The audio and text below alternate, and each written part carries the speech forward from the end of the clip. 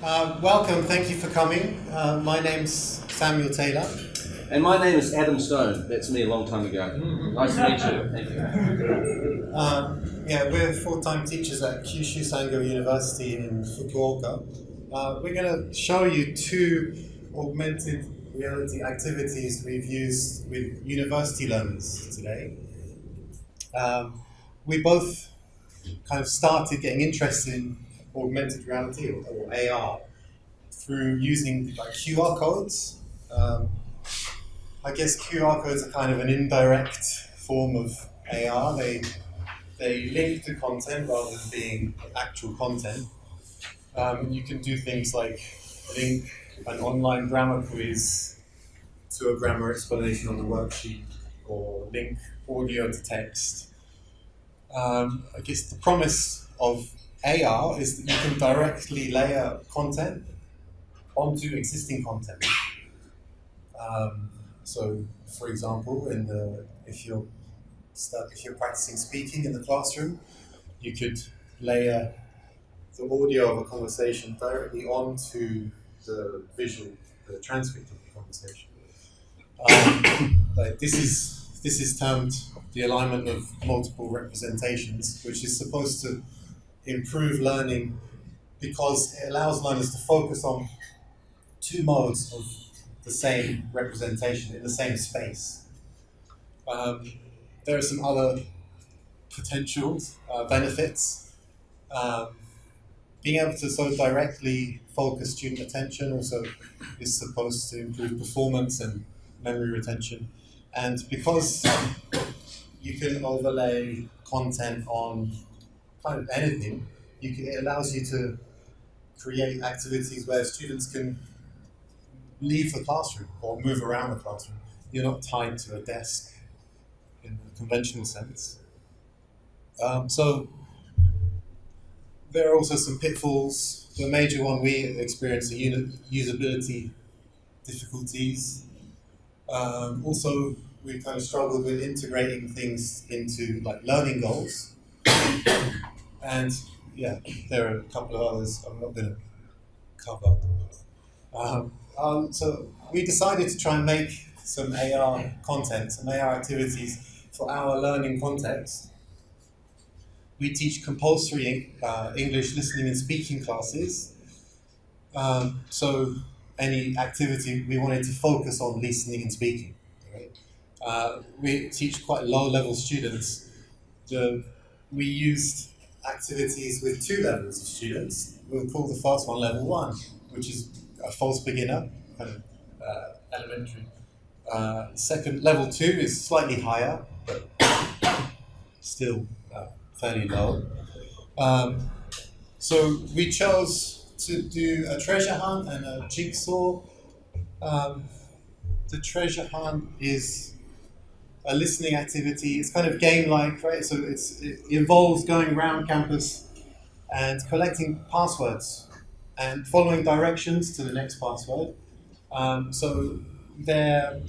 This was integrated into a lesson on prepositions of place. So they're using they're listening to directions of familiar places that they know on campus to practice the language. The second activity was a jigsaw. So this was listening and speaking.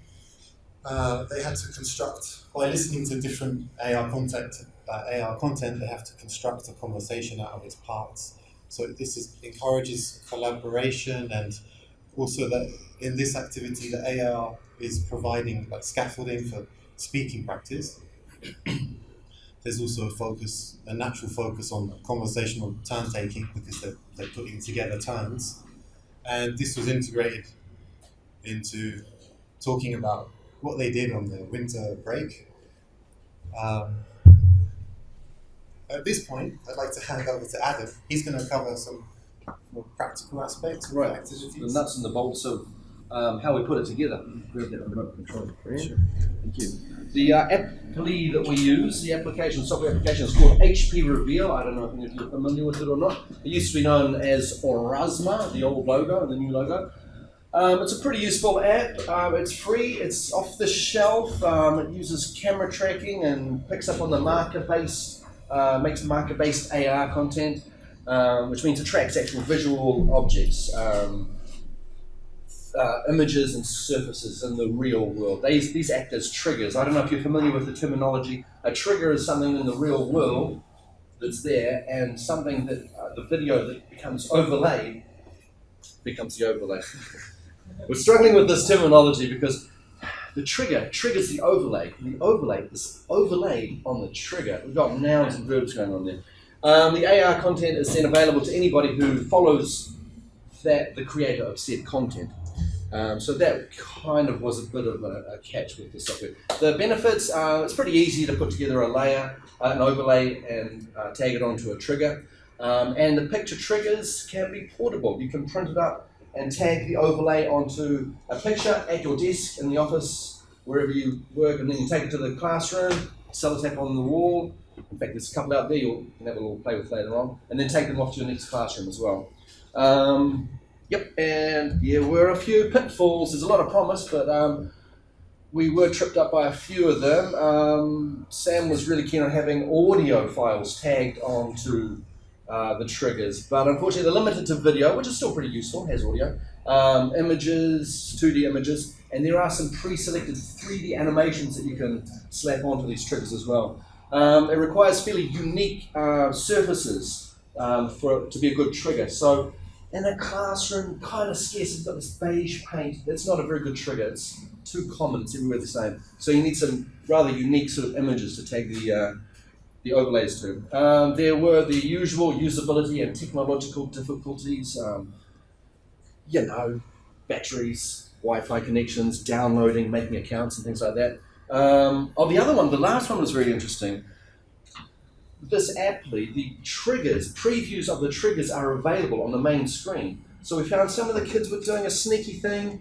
They'd show these triggers to their friend's phone, and they could just trigger it off their friend's phone instead of going out into the environment. It kind of defeats the point of it, Anyway, moving on, here we go. Here's a dramatization based on a true story and real events, okay? This actually happened. Let me show you how it works. We had 10 triggers, could be any amount, but we had 10 triggers with video lays tagged to triggers around the campus. Each of these overlays contained a video with a password and directions to the next hotspot or trigger. And the last trigger was linked back to the first one. So it's a big loop, a big Yamanote line. So here are our players. We had the players in pairs or in groups, and through this we overcame technological difficulties, and also by inserting them into different spots in the loop, they weren't all moving around together, so they weren't all just looking over each other's shoulders. So not all together, but still not completely alone. So then they get the password, they get the directions, they move around the loop, they write them, they have like a little worksheet, something like that. They take notes, collect the passwords, and this is what it kind of looked like on their phone. For example, play. So they pull out the AR app. Here you go. In this case, the trigger is the door here with the password number 5. And here's the overlay. The video at the top. Leader. The next password is on a fire extinguisher. The overlay fell off the next trigger. To room N201. A fire extinguisher is a red bottle for stopping fires. So this is a Snapchat. This is Snapchat. This is like another sort of. This is AR within AR. It's like Inception. It's layered like that. So they take a little note of that last password and makes notes for the directions. They go on to their next trigger, which looked a bit something like this. Creeping up on room next N402. Here we go. Here's the trigger. Password number 6 is weekend. Write that down. The next password is on a sign next to the Maruzen shop on the first floor. The sign tells you when the shop is open and closed. Password number 6 is... So the overlay just keeps on looping around. So then they write down all the passwords, follow the directions back home. When they've collected them all back, they come back and tell the teacher. And there was an opportunity for them to produce some language. We could ask them, where was password so-and-so? Oh, number 2. No. Use some prepositions, please, of place. And so here's some photographs to prove that we actually did it. That's my cute face there. There's some shoots. You can see the dynamics. They're pretty happy. I don't know about that guy. They're pretty happy to get out of the classroom and move around and collaborate, have a bit of an adventure out in the real world. They are hanging around outside the toilet. Someone comes out of the toilet, they're pretty surprised by all these people. Okay, so here's a dramatization of our Jigsaw activity. In this case, we had 8 triggers displayed around the room. These were just printed on A4 paper and sellotaped on the wall. Each video contained a part of a conversation. Chopped up the conversation. We recorded each part separately and slapped those overlays onto each of these triggers. So the kids were released in no particular order. They run around the room using their AR app, their HP reveal, with a worksheet, something like this. In fact, very similar to this. They'd write in no particular order each of the parts of the conversation, some little notes, right? So then, I don't know if you can see that, I'll show it to you later. Then after they've collected all of them, they could cut them up and reconstruct them, jigsaw-like.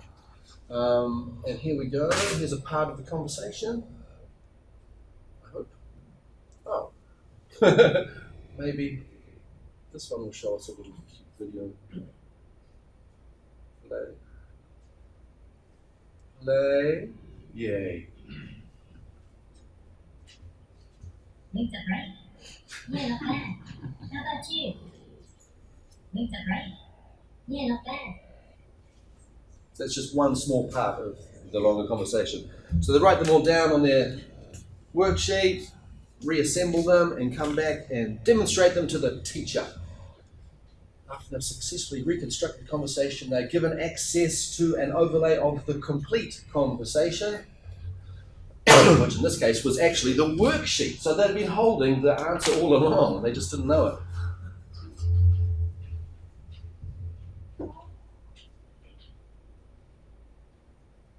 Hey, how was your winter break? Winter break? Yeah, not bad. How about you? Yeah, good. What did you do? I visited my wife's parents and, ate mosechi, went to a shrine, and last week I made rice cakes. Oh, cool! Was it fun? Yeah, the best part was eating them. What did you do? What did I do? Nothing special for New Year, but I had a nice Christmas dinner with my family and I got a present from Santa. Really? What did you get? Hey, how was your winter break? That's probably the most fun part of this, making these videos. And here's some photographs to prove that we actually did it. Again, you can see the dynamic. In this situation, they were staying in the classroom, they weren't out in the wild, but they were still out of their chairs, moving around and collaborating, again working in pairs to overcome technological difficulties. And then we had to gather some data, so we made a questionnaire, a Google form that was also accessible by an old school QR code on the worksheet. Now if you're familiar with Roger's theory of the diffusion of innovation, he says that there are 5 tenets that predict the success of the successful adoption of technology. He says relative advantage, compatibility, complexibility, is that a word? Trialability, and observability play key roles in how well it'll be adopted by the users. So we designed some questions, and for the purposes of explaining our data, we'll abbreviate to improves English, helps learning, complicated, need AR, is it necessary, understand the goals, observability, right? And a couple of bonus questions too, just to gauge how they're feeling about it. Want AR again, enjoyment. And this is too complicated for me, so I'm going to let my friend Sam explain the chart, the data, please. Thanks. Okay, so just very briefly, descriptive. Look at the descriptive stats. You can see there's a general like positive experience, right? Especially the first 5 categories: enjoyment, improves English, helps learning, understand goal, and want AR. The last 2 are kind of not as clear. a very kind of simple like factor analysis, correlation analysis, and like a reliability analysis showed that like the 5 categories I just mentioned are kind of similar, right? And there are 2 that are unique or kind of different. So going forward, we'll look possibly to develop these 2 outline categories: the complication of the activity and the need for it. That's in terms of like the question, the design of the questionnaire, right? Like looking at student experience by level, we had 2 levels. Remember, there's significant differences in all 7. It's probably not surprising, but the lower level, they find it more complicated. Right? I think just setting up the activity, getting to the point where they can do it, and actually then doing it, right? And then they judged that they needed AR to do the activity more than the higher level students thought they did. And the other, I guess, more positive ones were limited to the higher level. So I guess they're finding it easier, they're enjoying it more. If you look at by activity, is there any difference? Not in the 4 categories at the top. The only differences we saw the treasure hunt. They wanted to use AR again, which suggests that it's fun, but maybe not. The jigsaw activity, it was judged to be more complicated. I think it is more complicated to do as well, linguistically. And they judged that this activity required, you needed to use AR to do a jigsaw more than a treasure hunt, which is kind of interesting to us because going forward, we're actually we're continuing with using AR. Right now, we're developing a smartphone campus guide treasure hunt. So the treasure hunt activity, we're continuing with that. This time we're using student-generated content, so no more cute Adam. We'll use student-generated descriptions of locations on campus and actual information about those locations. We'll get the students to write questions about those descriptions to use it as a treasure hunt. We'll then use this with visiting high school students in the autumn. Is that right? Yeah. And then we plan to eventually develop an improved, GPS-enabled, if possible, Slick app. smartphone app using Wikitude. I think that's a long way to go with that. Yeah. Yeah. Did I forget anything? No, I think we did well there. Thank you, Sam. And that's exactly 20 minutes. Perfect. So, questions? Yeah, there's questions. Go ahead. You may have said this. How many students were involved in these activities? Yeah, we didn't say that. That's a good question. In total, 175. The data set is 171 class. Yeah. Not more than 30. 20. Yeah, no, yeah. 20 or so. In my classes, it would be 20s. So in total 170. So like 10 pairs. That's right. Yeah. Well, I'll go ahead, Cora.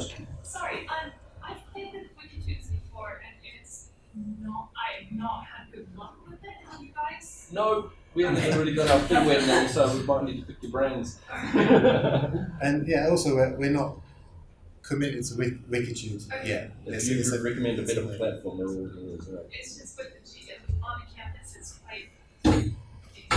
GPS stuff. Yeah. Yeah. I understand GPS is going to get a little bit more high res in the future, so we're sort of laying down the groundwork for that. Yeah, thank you. I've used Erasmus for my class in my book. Did you have them downloaded in class or outside? Good question. It sort of took a bit of time in the class. Did you have a problem with students that had a limited data plan on their phone? Data plan, no, because the university has free Wi-Fi. We can't expect them to use their own Wi-Fi, you know? So the university will provide it. Yeah, and we did make sure they were paired up, and So they don't all need it. There's always one or two, right? But they just can't do it for some reason. They work in pairs. And The sign up, it's all in English too. yeah, we made a little tutorial just to make an account, and a little workaround we're doing this semester. We're using Erasmus, but we made one account for the whole class, and everyone can log in simultaneously on the same account. So that makes it easy. Any more questions? One, go ahead, Ryan. Just the AR, because it's like a fire extinguisher. Yeah. Does that work on any fire extinguisher? How robust is it? How robust is the fire extinguisher? Does it have to work on this trigger, or can it be any That's a good question. Yeah, if you found another identical fire extinguisher, that would trigger it too. I'd say, yeah. One last thing, these are references. Have you read them? There'll be a test later. I've got a worksheet. If you want to have a try, I've got some actual worksheets here that have got QR codes for both platforms. So let me throw those around. And outside in the corridor, we've got a few triggers. I wonder if you can find them. QR codes for both platforms, Android and Apple. And as well as that, email, have you got any questions? Have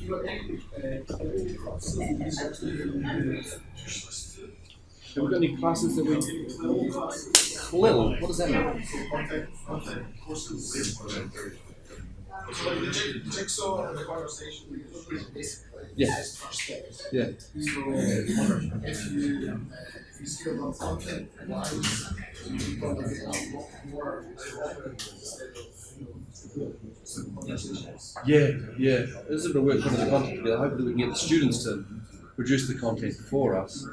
We're just all baby steps at this stage. We are what we're doing now is with a higher level than we've done so far, but we're not using it yet. Yeah, so you can probably combine it with the Japanese teachers classes, probably more serious work, still have the same time, but they just together. Because when it's just conversation, if there was not much facility in the college, so the funny element becomes actual. Yeah. You're on in. Thank you. Hey. I have a question about those are using the AR to actually create the videos for the content. Yeah. Very interesting. Did you have any students that maybe had any comments about maybe because their voice was altered? Hard to hear or something like that. Yeah. Was there any comments about like it was interesting to watch? Yeah. It was funny. But, Almost distracting. Well, I don't know. I was wondering if students that maybe Nobody commented on that. We heard snickers and giggles, you know. So they're entertained, they're engaged, but I can see how it could be distracting quite easily. Yeah, that was Snapchat. That's not that AR is not. Hey.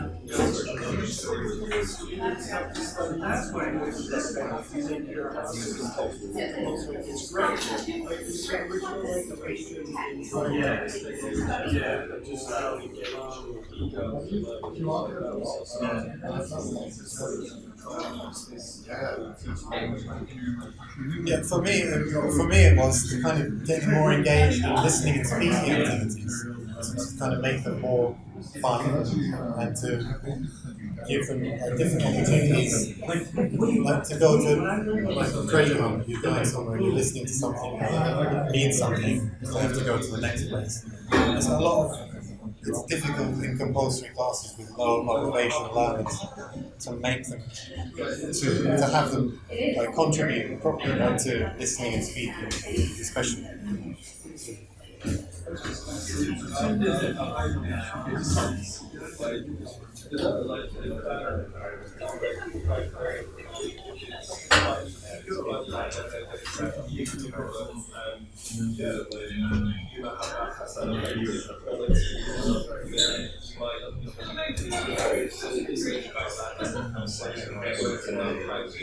Well, the next project is generate content that's even more meaningful. And then there's a plethora of puzzles like that sign-ups in their face, so they're using hand puppets or socks or coming to by. Thank you very much. All right, thanks guys.